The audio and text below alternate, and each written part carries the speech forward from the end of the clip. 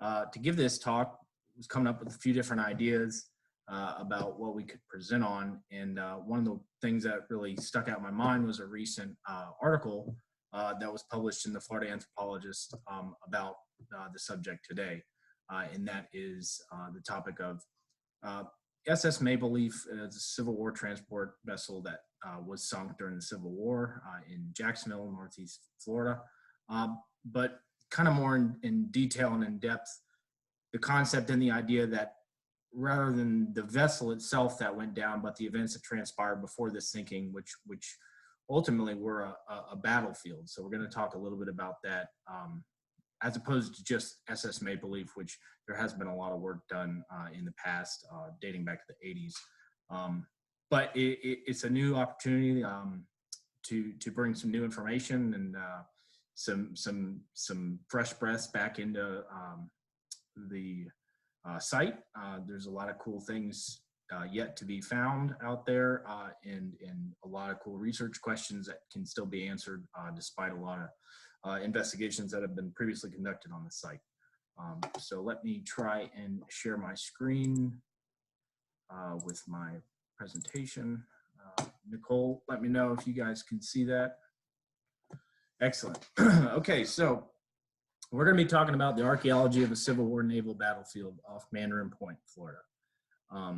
I chose this image as kind of my title image because it really kind of captures the essence of what I want to be talking about today. And it's a sketch, an artist's rendering shortly after SS Maple Leaf was sunk in 1864.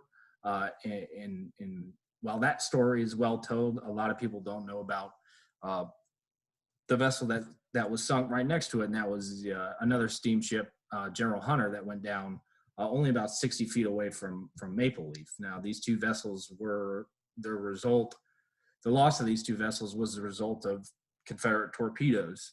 They called them torpedoes. They weren't really torpedoes as we think of it today. They were more like underwater mines. They were essentially, imagine a football, a shaped football, but it was much bigger, and they had between 40 to 60 and even 80 and upwards of 100 pounds of black powder in them. And anything that touched it when it was in the water column would detonate upon impact, and it would sink. So this was a relatively new tactic. There's a lot of horrors and terrible things that come out of wars, but oftentimes one of the very few things that it does produce is technological innovation. And while underwater torpedoes and underwater mines were not a new concept to the American South, the technology had been developed in Europe. Certainly the Civil War revolutionized it and really fast-tracked the use of it. So where are we at and when are we at? We're in North Florida. We're in Northeast Florida. We're near Jacksonville, and it's 1864. So in 1864, Florida itself was 3 years into the Civil War. The United States was heavily entrenched in the Civil War. On January 10th, 1861, Florida declared secession. Although the state itself at the time was not considered of strategic importance by either side, it was just too far removed from the battlefields at the time, and there just weren't a tremendous amount of resources. So it was thought. Fast forward 3 years, 1864. 1864 was a very important year because it was an election year.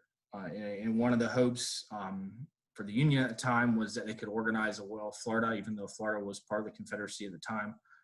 They really wanted to organize a loyal Florida government and send delegates to the Republican nominating convention. So there was a big push to try and take Florida before all this happened. By this time, it was also a very valuable resource for salt and beef for many of the Confederate soldiers who were very low on resources. So because of this, February 7th, 1864, a Union invasion was launched and landed in Jacksonville, Florida. They arrived off the coast of Jacksonville and took Jacksonville fairly quickly.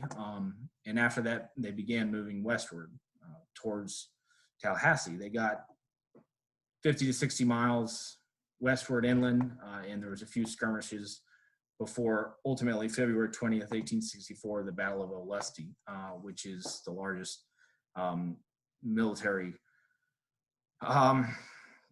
campaign in Florida in the Civil War, and it's well known and well documented. But just a very quick overview of what the Battle of Ulysses represented. It was the only major military operation in the state. It was in Baker County, Florida, about 15 miles east of Lake City. Go there today, there's a really nice monument in place for it. The engagement was a result of a mission inland to disrupt the Confederate food supplies. General Seymour proceeded westward towards Tallahassee with about 5,000 men. He was met near Lake City in Ulysses with a similar sized force, about 5,000 men. And it was a battle that was pretty heavy. There were pretty heavy casualties in the battle itself. Each side saw heavy casualties. The Union had 203 killed and about 1,100 wounded. Confederacy had about 100 killed and 900 wounded. The battle lasted for about 4 hours. After about 4 hours, after suffering losses, General Seymour realized that the battle was lost, so he began retreating back eastward towards Jacksonville.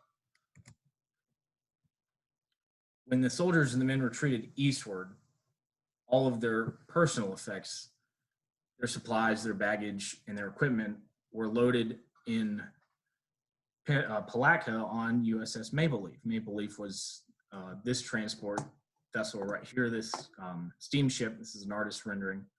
And it was scheduled to go from Palatka to Jackson with the personal equipment of 3 regiments. It struck a underwater torpedo, sunk in April of 1864.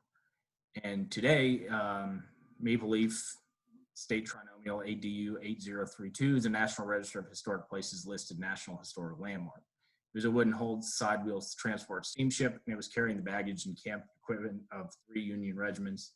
Those regiments included the 112th New York Volunteer Infantry, the 169th New York Volunteer Infantry, and the 13th Indiana Infantry. Built in 1862 in New Jersey, Maple Leaf was originally launched as the SS Jacob H. Vanderbilt. It was about 180 feet long and 485-ton gross side-wheel steamer. This is the picture of it right here. It's kind of hard to see, but this is one of the only known pictures of Maple Leaf itself. So it was good size, almost 200 feet long. It's a very significant site. There's been a lot that's been talked about, and it rightfully did achieve its landmark status. There's an estimated 400 tons of cargo still on site. Because of that, the wreck is perhaps the largest encapsulated in situ collection of Civil War cultural material in the world. And it's unique material. It's personal effects and everyday things that the soldier would have been carrying at the time. And it is indeed a time capsule. It's well preserved under the sediment. Okay, so what are torpedoes, and who was the person that was responsible for putting the torpedoes in this section of the water? This is a picture of an actual torpedo on the left. This was pulled out of the water and is subsequently on display in the museum. Gives you kind of an idea of what exactly they were. They weren't torpedoes that launched. It was a stationary thing, and it was connected to chain, and the chain was connected to oftentimes lead or heavy weight, and it was sunk at the bottom of the river, and it would float in the water column. And the design and the purpose of it was so that it would hit ships that were passing by or vessels that were passing by that drafted a certain amount of water would hit this, and it would explode. And it proved to be very effective for the Confederacy when resources were very short and supplies were very limited.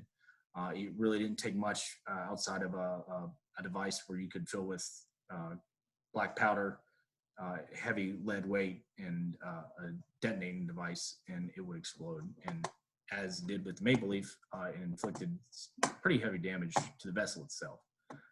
So the person responsible for the targeted warfare attack that sunk Maple Leaf was Confederate Captain and Assistant Adjutant General E. Pliny Bryan. His name was Edward Pliny Bryan, but he went by Pliny Bryan.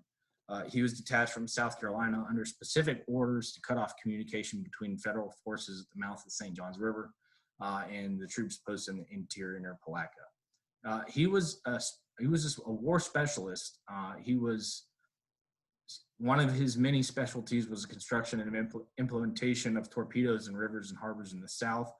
Before he took the assignment, he was part of the Signal Corps, so he was very skilled in taking bearings, navigation, and understanding his general surroundings.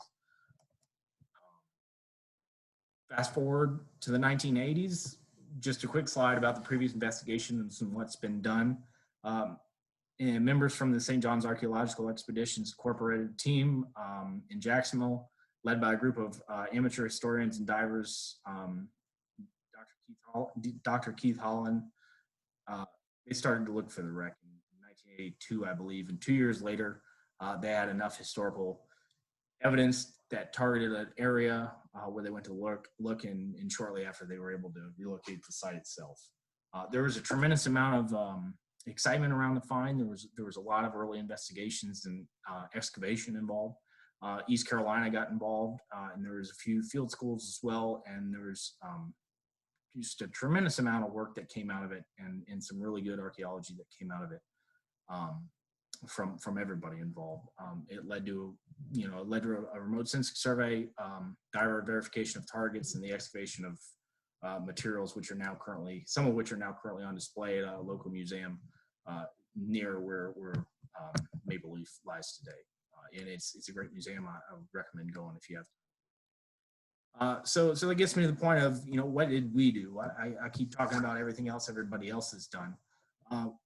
In 2019, myself and two others from Search, or Cultural Resources Company based in Florida. We have offices in Jacksonville, Pensacola, and a few other locations. Most of you are probably aware of us, but we went out and resurveyed it with remote sensing gear, and the purpose of the survey was to get an updated remote sensing record and idea of the current conditions of the site.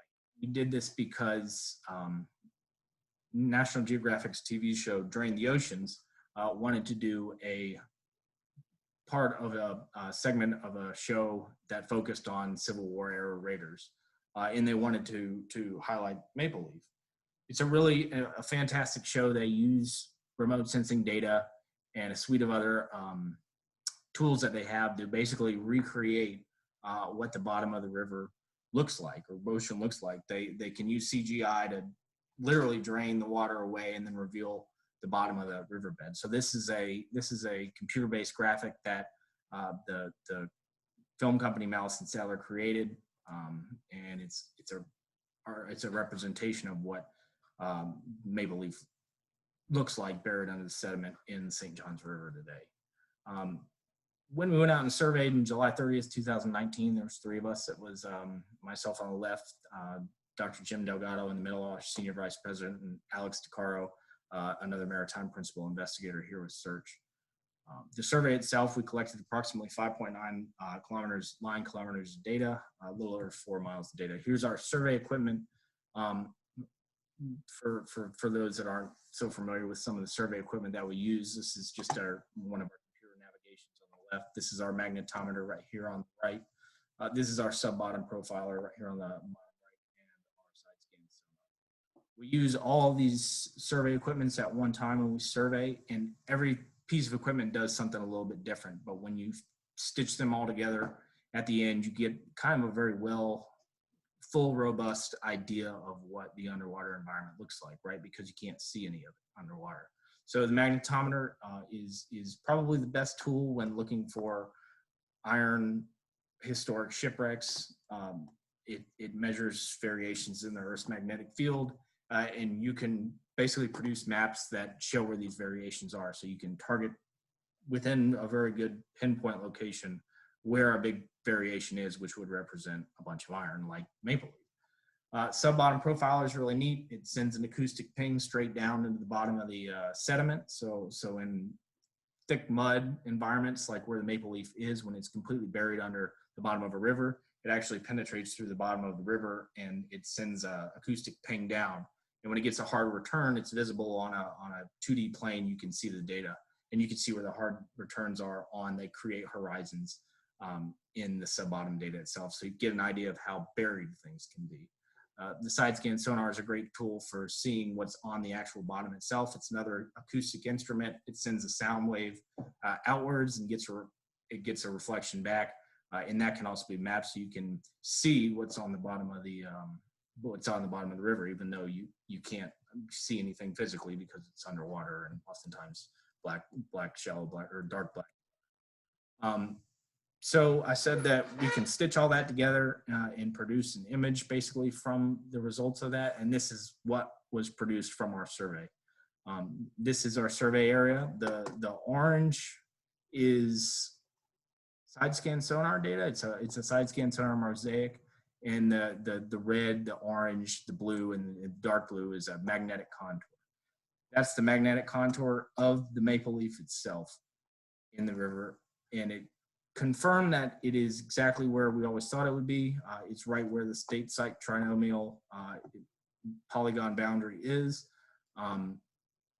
And it's a very big signature and one that you would expect for a 200-foot side wheel steamer that's mostly intact. A few things that really were unique and stood out about this anomaly, and I can get into that in a little bit, but there are some identifiers in the anomaly itself that are interesting, and without physically going down to the site in 2019 or since to ground truth, all it is at this point is data, but it certainly is an interesting piece of data. Probably the most unique and interesting thing that came to our mind when we first processed this contour was we expected this positive dipole. This is a dipolar anomaly, and you got the positive contour in red and orange and the negative contour in blue. We expected these two. This was a little bit of a surprise to us. It's an additional monopole positive anomaly that's outside of the extents of the wreckage. And it is about 50 to 100 feet away from where we kind of believe the maple leaf is, so we're not quite sure what it is. Now, it doesn't necessarily mean it's anything of interest to us, but it's interesting. We're just not sure what it is. So here's some more screen captures and imagery from that survey. These are in detailed sonar acoustic contacts of what was actually present on the river bottom itself. Now, remember I said it was completely buried. There wasn't much on the river bottom. There's just a few things sticking up. And again, we can't say for certain what it is. It may be part of the wreck or it may be debris that's on top of it, but there were two small contacts that were exposed on the riverbed that were near the site itself. This is a neat image. In 2016, Search actually surveyed this as part of a different investigation. And in 2019, this was our survey that we're discussing today. And I've overlaid both data so you can kind of get an idea of what the site looked like in 2016 and what the site looks like in 2019. This shows a lot more sediment buildup on top of the site as opposed to 2016. And I believe that's because of the hurricane that came through Jacksonville in 2017 that when rose of water so high, a lot of the houses nearby flooded. It just brought in so much sediment. So you can see it's dynamic, but fortunately maple leaf is so far buried underneath the sediment that the site itself is preserved. And again, here's just a thumbnail image of the actual contour itself. And again, it's this unique little outlier right here that's basically an additional monopole right here, positive monopole that is, it looks to be outside of the concentration of the actual site itself. So again, not sure what that is. It's a curiosity. Back to this whole concept of the battlefield, right? We've talked a lot about the maple leaf, but what about the battlefield? The battlefield, can you call it a battlefield? I think you can call it a battlefield. And I think that is because that while maple leaf represents a singular event, everything else that happened around maple leaf is more of a kind of connection to a bunch of other, one single event that essentially a bunch of other things. There's a domino effect. You know, one torpedo basically placement in the area had a domino effect on things in days and weeks to come. So as we talked very briefly about General Hunter, Maple Leaf itself was not the only torpedo casualty at this location. Just 2 weeks later, April 16, 1864, a second U.S. Army chartered transport steamship, SS General Hunter, also met its demise as a result of Captain Bryan's torpedo circle. When I say torpedo circle, it wasn't just one torpedo that he placed.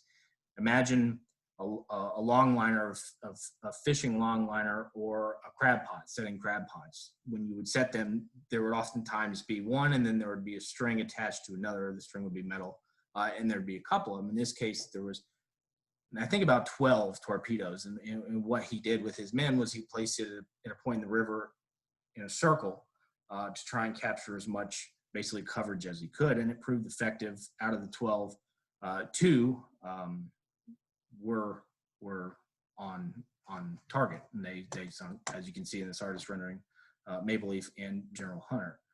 And there's almost 2 more that we know of, because when General Hunter went down, it was part of a 3-vessel convoy traveling from Palatka up to Jacksonville, and in that 3-vessel convoy was also the steamboat Cosmopolitan and the gunboat USS Norwich. Those 2 successfully navigated around the wreckage of Maple Leaf. They saw it. It was sticking out of the water. It was shallow. They did not realize that the torpedoes were still in the water at the time, or else they would have probably steered a little further off course to get around it. Certainly, those boats were a little bit less shallow draft because they weren't as heavy as General Hunter. So when General Hunter passed by, it hit one and went off. So it sunk itself. So it got me thinking, what does this all kind of mean? Is this a portion of General Hunter, or is this something else that's just part of the site itself? Well, we know that General Hunter cannot be it. General Hunter was basically raised shortly after it was sunk. It remained in the river for the next 6 months. In October 1864, the U.S. Army contracted a New York-based company, and they essentially salvaged General Hunter. They raised it, and it was in about 20 feet of water, and they pulled it out of the water about a year after it sank. Here's a picture of it. It went on to have a successful career as a transport ship, and here it is under the different name of General Segment. So it certainly is not General Hunter. General Hunter was not there. It was only there for a few months. But what could it be? Is it cultural in the sense that is it time period and related to the site itself? It's entirely possible. You got to think about the processes involved with the immense task of raising a 200-foot vessel in 1865. At the time, there were a few different ways to raise a submerged vessel. Most often, the first thing you had to do was remove or jettison the most heavy pieces of equipment that you could. So if there was anything you could cut off or throw across the side in order to help lighten the load, you would. And that also included patching any holes. Certainly, they needed to patch the explosion hole from where the torpedo went off, patching any bulkheads. And then they would pump air into the actual wreck itself once it was airtight, and eventually it would float. There'd be enough basically for the entire hole in the bottom to be lifted free by the pumps. And it's not certain how many pumps were used for General Hunter, but it was finally floated, and off it went. Now, back to that outlying anomaly within the magnetic anomaly signature that we saw. It's within correct proximity based on the historic accounts of where General Hunter was sunk that it may be material related to the salvage. Salvage material can be a bunch of different things. It could very well be portions of outer hull structure, superstructure from General Hunter itself that were jettisoned and left in place. Just at the end of the day, we don't know. We physically have not gone down to verify, and there's been no reports of what it actually, nobody saw it or noted it in any of the previous investigations. Because it was just far enough away, everybody was concentrated on the basically whole and the inner workings of Maple Leaf, and it was just far away and in Blackwater, you just wouldn't have had any reason to venture 60 to 150, 100 feet eastward from the site. So we don't know what it is, but it's interesting. It's unique. Could it be something related time period? It's entirely possible. Could it be modern debris? That may be possible as well. We just don't know. Again, kind of going with this whole concept of a battlefield in the maritime cultural landscape. This is just a great quote by Christopher Westerdahl, who first introduced the term of maritime cultural landscape during a survey in '78. He essentially summarized that landscapes themselves surrounding the sites are the sum of human utilization of maritime space by boat, settlement, fishing, and hunting, which comprises the whole network of sailing routes, old and new, as it related to constructions or remains of human activity underwater as well as terrestrial. In essence, the term maritime cultural landscape is a blanket word that includes navigation, fishing, and traditional maritime related practices. It can also be used in naval warfare practices. As Ben Ford reminds us in his thesis, the benefit to maritime cultural landscape approach is that it does not depend exclusively on shipwrecks. It also depends on many other things, such as underwater torpedo engagement sites. So back to the location itself. The star on the 1886 chart right here is basically a marker of where Maple Leaf is. When we did a historic map review of this chart, one thing that I really wanted to do was kind of pay specific interest to the landscape surrounding the site itself. And a lot of cool observations came out of it. The first and foremost is the point where Captain Bryan chose to string this torpedo circle is the narrowest margin within the St. Johns River south of downtown Jacksonville for about 14 miles.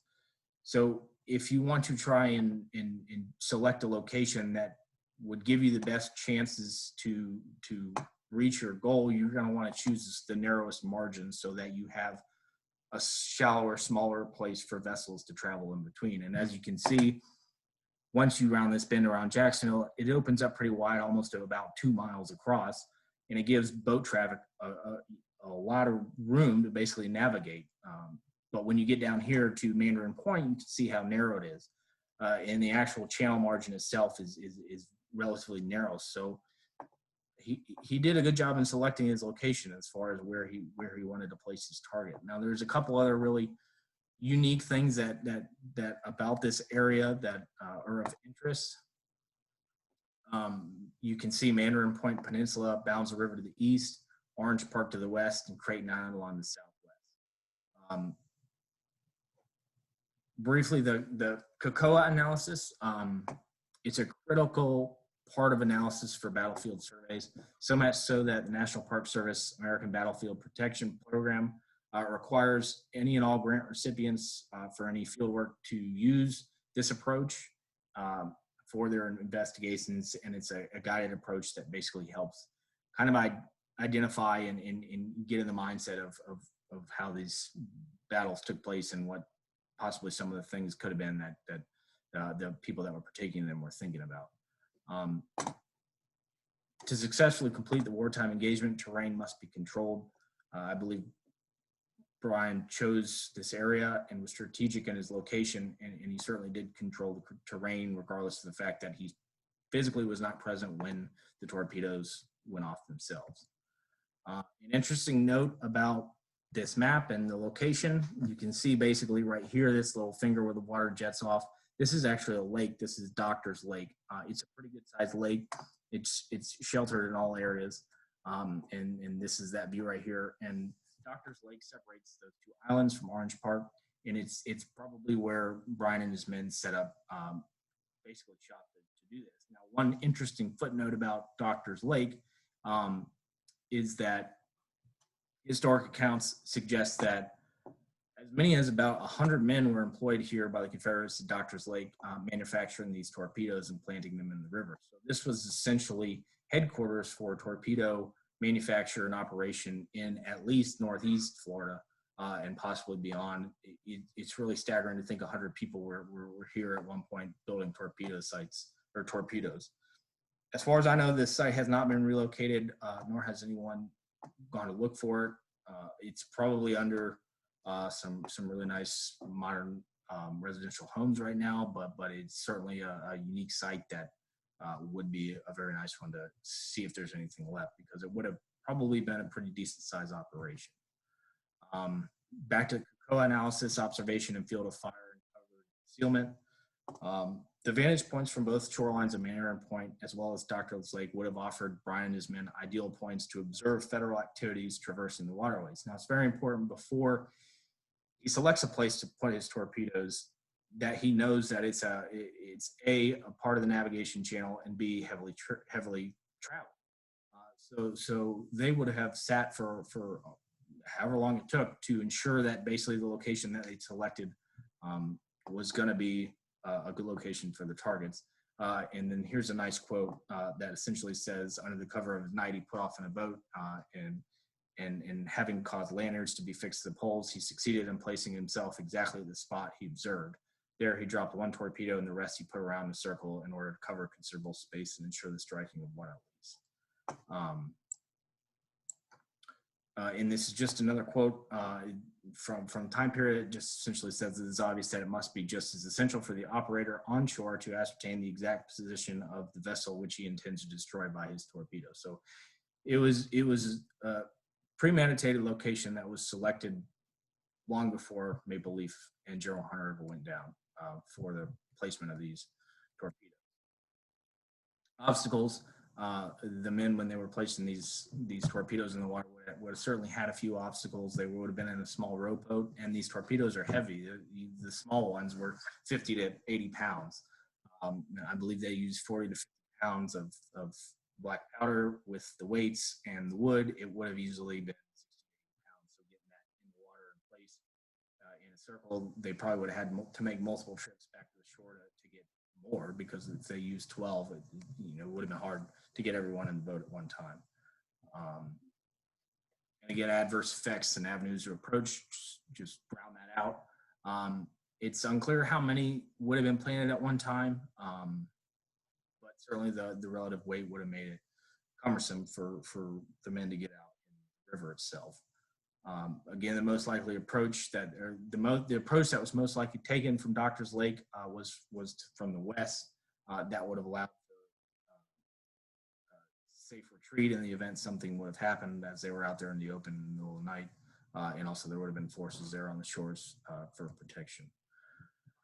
So again, the results, what exactly did we accomplish while we were out there doing our remote sensing survey, in addition to providing the data to Malice and Sadler for the episode for National Geographic?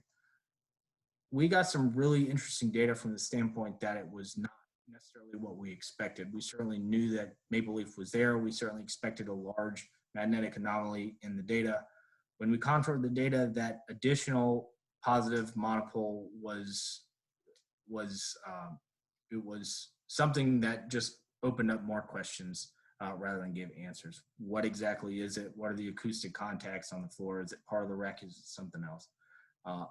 At this point, really, I don't know, but I certainly am curious. I think it's great that we did the survey, and it's really opens up a lot of opportunities for additional work to be done, not necessarily to Maple Leaf itself, but the perimeter and the surrounding environment where Maple Leaf is and where General Hunter was. Certainly there could be potential for remains of remnant portions of General Hunter to be nearby as well. So again, it's just a couple of the images that we captured. The location in the river itself, our contour map with our magnetic anomalies overlaid, and this sketch that was done shortly after both vessels sunk. And just a quick thank you to everybody involved, and I'm glad you guys came. I hope you enjoyed my presentation and my talk, and I would love to hear some questions. If you have any, please feel free to ask.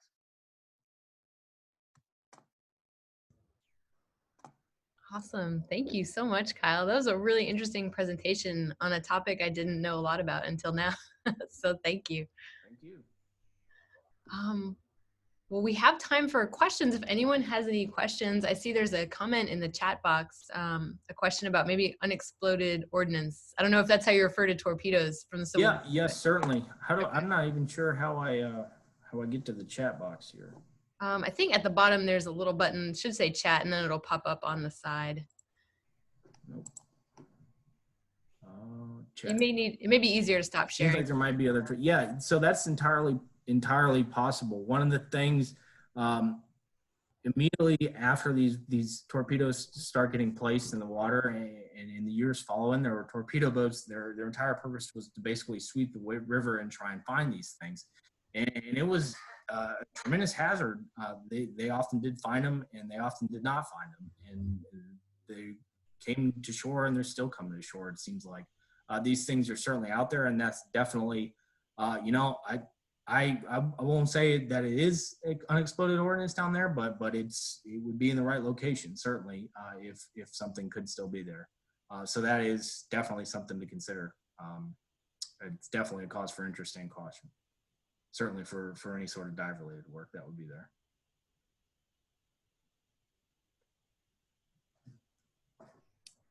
So I have a quick question for you. We do at FPAN, we do a lot of outreach about, underwater archaeology and topics related to underwater archaeology. And like, I would say 85% of the time, someone comes up to me and asks if I've seen Drain the Oceans. Yeah. It's a really popular show, and yeah, everyone here has seen it before. I definitely really recommend it. Yeah, it's a great show. Yeah. Well, I guess my question was, has their Maple Leaf or the site, the area, been included in one of those episodes? That's correct. Yeah, that was essentially what the survey the premise of the survey was sponsored for Drain, the Civil War version of Raiders episode. So it was basically a 10-minute segment of 30-minute episodes. So there were two other sites featured, but it was great. They came out, the film crew came out when we were surveying, documented what we were doing, documented the survey. Dr. Holland himself was with us as well, and we went back and we captured this data and processed it, and that's what CGI, that one of the CGIs that I had included earlier was for. But I'm camera shy. It was weird to see myself on TV, but the show is exceptional. If you haven't seen it, they have a whole series, multiple seasons of Drain the Oceans, and there's a lot of good episodes. So this one, our episodes probably is available. If you Google search or go to National Geographic and look up the episodes, you can probably find it. It was called Raiders of the Civil War, and it was a 2020 air date. I believe it was July 2020. Okay. Yeah, I'll say, again, as someone who talks to people about underwater archaeology a lot, there's a lot of misconceptions about, what shipwrecks actually look like underwater. And that's because they're things we don't see every day. And that show really does one of the best jobs of kind of telling the real story of underwater archaeology and what these sites are actually like. Yeah, that's so true. And it's, you think, in your mind, you think of a shipwreck as just sitting nice and pretty and flat on the bottom of the ocean, but that's certainly not the case. These things are scattered about, and it's oftentimes pitch black. You can't see anything. Mm-hmm. The Maple Leaf's unique in that when it sunk, it basically, because of the sediment in the St. Johns River and how dense the muck is, it essentially just kind of sucked into the muck like quicksand would, and it just engulfed it, and it's really kind of made a great preservation tool out of it. So there's just so much there. But yeah, I mean, it's in a place like the St. Johns River or any of the rivers in Escambia County there in Pensacola, it's pitch black. You can't see anything. So we have to rely on our remote sensing equipment to give us that idea of what's there. Yeah, definitely. We've got a couple questions. There's one in the chat box about the torpedoes. Cliff is asking whether they're detonated remotely or by contact switch. So it was actually, there's a couple different ways to detonate them. The ones in St. Johns River and Jacksonville, as we know of, they were basically self-detonating. It was on impact. So if it was hit on impact, that would detonate it. There were self-detonated or switch detonated torpedoes in other places, I believe. In South Carolina, they had switch-based detonators, and they were basically tied to a long stringer that would go underneath the river and then onto shore. These ones basically, imagine the football shape. There were two basically contact points on either side, and the current would basically shift the shape of that, so it was basically en route with whichever way the vessel would be going. And if it would hit on one side or the other, as soon as it engaged that, it would just explode. Now they had to be airtight because they couldn't have water in the black powder itself, or else it wouldn't have detonated. But as soon as it hit, it would just explode. That's crazy. Let's see. And I don't know if can you see the chat box still, Kyle? Yeah, I really don't know. That's certainly a good question. I'm really not sure. It'd be something to definitely be interesting to look up. Yeah, I feel like every presentation has that one question where you're like, oh, yeah, that's a good avenue for research. Yeah, no, that's why I love. This has been a fun project. It's given me so many more questions, and that's what I think good science and good research does. Oftentimes, you don't necessarily get your answers, but you just get more questions, and it's just a great route to continue the journey to try and get more information about it. It's a unique site here in Northeast Florida. It's one that I certainly am. Being a part of the project and the survey was really rewarding for me. It was really great to be out there and hearing about the site growing up as well.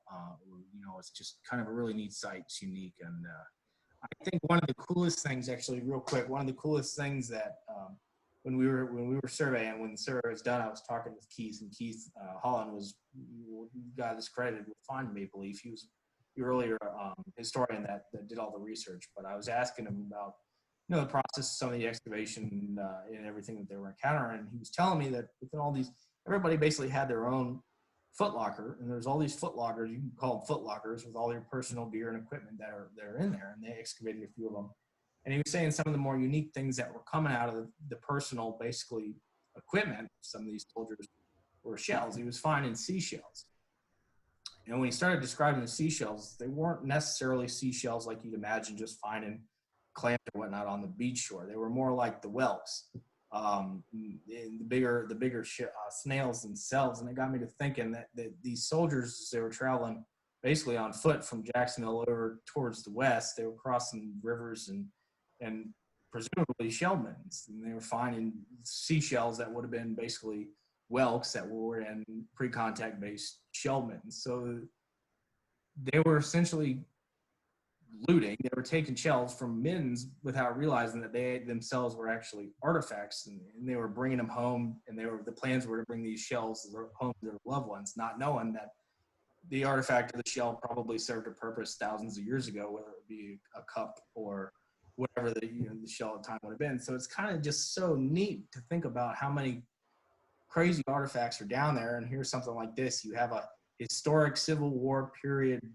I don't even know what you would call it, but it also served as a pre-contact period shell from probably a shellman that would have been collected by a soldier as he was traveling afoot from Jacksonville over to the interior of the state. That's really cool. Yeah, sorry, go ahead. Yeah, it's just super cool to think about. I mean, I was telling Keith, when he was describing to me the shells, they weren't seashells that you find on the beach. He was describing whelks and larger conchs and shells that you would think of would be in shell mittens. And when I realized, I was like, holy cow, these are artifacts themselves that these guys were basically picking up and collecting as they were going through Jacksonville and Mayport and surrounding all the mittens that are here in Northeast Florida on their way over. And it's like, wow, it's just so cool to think about that they're I don't even know what kind of artifact it would be. It's like I said, it's neat. Yeah. I think for me, archaeology, learning about, the development of technologies of war and all of that is really interesting, but it's those kind of more anomalous, more personal artifacts that really connect it to your life. You can identify with these people who are seeing things for the first time and they want to share it with someone back home. And And that's what's so cool to me about the Maple Leaf side is that, it's so much of the stuff is the personal, everyday items that the soldiers would have been carrying, and they're very well preserved. So it's really an insight. Yeah, So it looks like we've got one more question there in the chat box, Absolutely. and I'm happy to chime Yeah. in on this one if you want help. Yeah, please do. I know a little bit about the rivers in Escambia, but certainly Nicole probably knows more. Yeah, so over here in Pensacola, we're talking about the Escambia River and Escambia Bay, which is the bay that connects to Pensacola Bay, larger. There's a ton of archaeology in this area. Not only, you know, the kinds of pre-contact sites like Kyle's been talking about, we have a lot of those campsites, sites of habitation, but also shipwrecks litter Yeah. Pensacola Bay, Escambia Bay, the rivers around here. A lot of it is from kind of the turn of the 20th century, although we certainly have some earlier colonial stuff. But I would say a big majority of it is from kind of the industrial period when there's fishing and timber logging and turpentine kind of all happening along this coast. And Pensacola, Port of Pensacola was a fairly large port on the Gulf of Mexico. So yeah, I mean, there's quite a bit. And you even mentioned a brick mill site. Brick was also another major export from Pensacola as well. And you know, those brick mills, small or large, kind of dot all of our rivers and bays around here. So there's quite a bit. I could probably spend an hour just giving a presentation about that. Yeah. But yeah, there's so much going on over here. And so if anyone's ever interested, particularly the person that asked the question, feel free to shoot me an email and I can send some more information. And maybe I will put together a presentation on that. Or maybe invite someone who's done some research for their master's thesis or is currently doing research on the sites. Yeah, no problem. Let's see, we have a question. Yeah, Bob, you know, yeah, there's a lot of stuff. You're exactly right in the location there, and it's entirely possible. That's one of the challenges with the St. Johns River and any of the rivers in the work we do. There's just so much stuff in the area. It's really hard to decipher what is historic and potentially important as far as cultural resources go and what's just modern debris. And certainly I'm not closing the door that additional anomaly may just be something modern. It's unique that it's very close proximity to Maple Leaf itself. It's relatively large in size. Now, it could be that something got snagged there along the way, but I have no clue what it is. But it's just unique that there is something there. So it's definitely cool, whatever it is. Maybe we'll get funding to do a target dive sometime. Yeah, that would be cool. As long as it's not an unexploded keg torpedo. Yeah, that would be good. Yeah, Henry. Yeah, you've seen the souvenir artifacts. Yeah, I have not seen them. It was one of the first times that I had been talking about it with somebody, and just the whole concept is just so cool to me. It really is. Yeah, we've got one. So here in Pensacola Bay, some of you might be familiar. We have Florida's oldest shipwrecks are in our bay. The Tristan da Luna fleet wrecks from 1559, and I always hesitate to shift the focus to like coins that we find because we actually don't find a lot of coins related to these Spanish wrecks. But there was one on one of these shipwrecks that actually predates the site by about 100 years. And so we think that one was a souvenir artifact that maybe was kept in the family or seen as a good luck charm, or we don't know the story behind it, but that's, you know, one of the only ways we can explain how it got there, because certainly the ship that they were on wasn't built at the same time the coin was produced. So cool. Somebody brought it. That's cool. Yeah. Well, it looks like we've plowed through those questions. Thank you, Kyle, for taking the time to do that. No, thank you. And thanks to everybody for joining us today. I really appreciate you being here for Zoom into Archaeology, learning a little bit about Florida history and archaeology, and sharing in some of the excitement of the research that archaeologists get to do here in Florida. We've got more of these programs planned. We do them every 2 weeks. Our next one is planned for May 6th. And it's actually going to be kind of a workshop format. We're going to do a small workshop on the art of archaeology, so scientific drawing and illustrating. So you get a chance to practice along if you want to, or you can just watch the presentation. It'll be pretty interesting. And we have another one planned for the end of May as well on tavern archaeology in Florida. So I think that'll be an interesting one as well.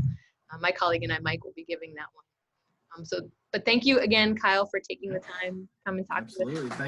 Thank you very much. And thank everybody for being here listening. I'm happy if anybody has any additional questions or or wants any more information, shoot me an email. I don't know if I had it on here, but I can type it real quick chat here. And if anybody just wants to talk, shipwreck archaeology, I'm always.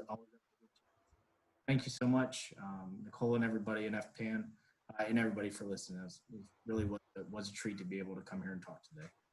Awesome. Well, thank you. Thank you so much. Thank you, everybody. Have a great end of your week, and hopefully we'll see you next time. Thanks. Thank you.